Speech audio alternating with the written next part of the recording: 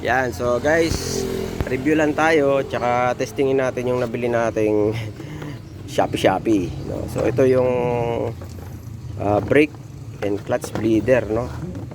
Vacuum bleeder na vacuum pa, no? Ito siya, oh.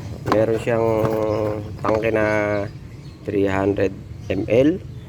Then meron siyang parang vacuum, parang ano niya, yun yung pinaka ano nito, pinaka use nito, yung nagba-vacuum siya, no? So pag nilagyan natin ng air dito, ayan, konektahan natin ng air, magpo-produce siya ng vacuum, no? Tapos tatapon dito yung air, then ang makukuha dito yung ano, liquid, tsaka yung mga hangin matatanggal. So testingin natin kung legit o ayos ba, ano? Sabit muna natin dito. Ayan, may sabitan siya, ano? Ayan, tapos ito ilagay natin dun kasi magbi-bleed ako ng clutch, no? So ilalagay natin yan dun sa ilalim, no, sa bandang secondary clutch master. Ayan, pasok natin dun. Kasya dito, pwede rito. Ayan, kasya yata dito sa ano, secondary clutch master. So ilagay ko muna guys sa ilalim. Masubukan natin. Ayan, so ayan guys, nilagyan ko siya ng air hose, no? May compressor para ganito yan. So ayan, bali ang function yan, pagka naka-on na siya, hihigupin niya yung fluid, no, doon kung saan man nakakabit, no?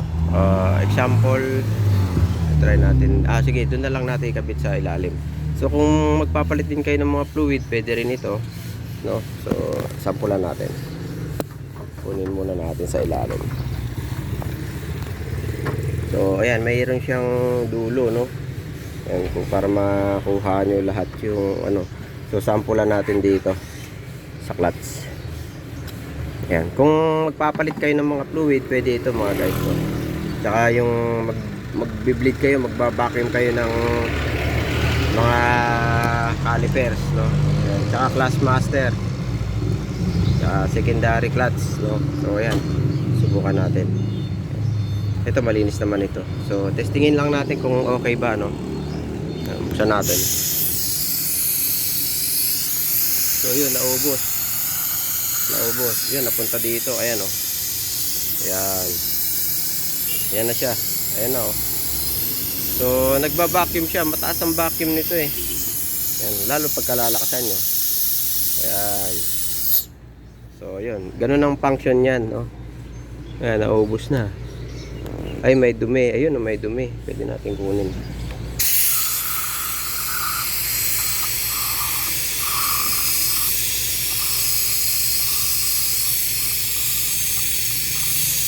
So, natanggal na yung dulo.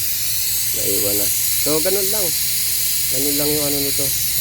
Yung function nito, no? Pwede nyo tanggalin yung ano dito, connection. Ayan. Ayan. Tapos, pwede nyo i-vacuum. Ayan. Ayan, ganyan. So, nandiyan na siya, oh. Ayan. Ayan na siya.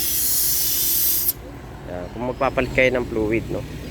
Ayan. Pwede rin yan sa power steering, sa DO3, DO4, DOT3 na fluid yan. Pang tanggal, vacuum. Parang 300 o 200 ko yata nabili ito. Maganda. Ngayon susubukan natin sa ilalim, secondary clutch master, kasi mahina clutch nito, eh. Susubukan natin doon guys. Yan, so guys, nandito tayo sa ilalim sa may secondary clutch master. Ito yung kanyang ano, bleeder, no? Nakabit ko lang dito yung hose. Sensya na, medyo maingay kasi nasa ano ko, nasa kalye ko mga idol, ano. Kakabit ko lang dyan yung hose. Ayan, then bubuksan natin yung luwagan natin. Yan. Yan. So ganyan, para mahigop niya yung hangin. Yan. Tagal lang natin konti. Hangin at saka yung mga fluid. O yan. Tapos saka natin sisipain. Doon na tayo sa taas. Ayan. So sipain na natin dun, tapos try na natin yung binili natin para matanggal yung hangin dito kasi medyo mahina yung ano eh, kailangan bombahin bago kumagat yung clutch. Yan. So yan guys, testingin na natin na make sure na merong laman yung reservoir ng clutch, no? Bago nyo anuhin. So bantayan nyo rin kasi bumababa siya. So ayan o, kukuha nyo yung mga hangin. Bumababa na o. So ayan o, bantayan nyo para hindi magkahangin, no? Ayan. Ayan.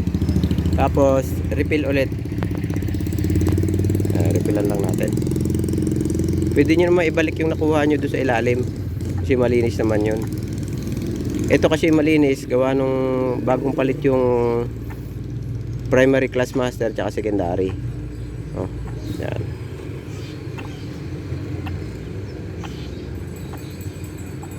Hindi naman ito magkakahangin gawa ng may vacuum to. Naka vacuum to eh. Yan. Yan.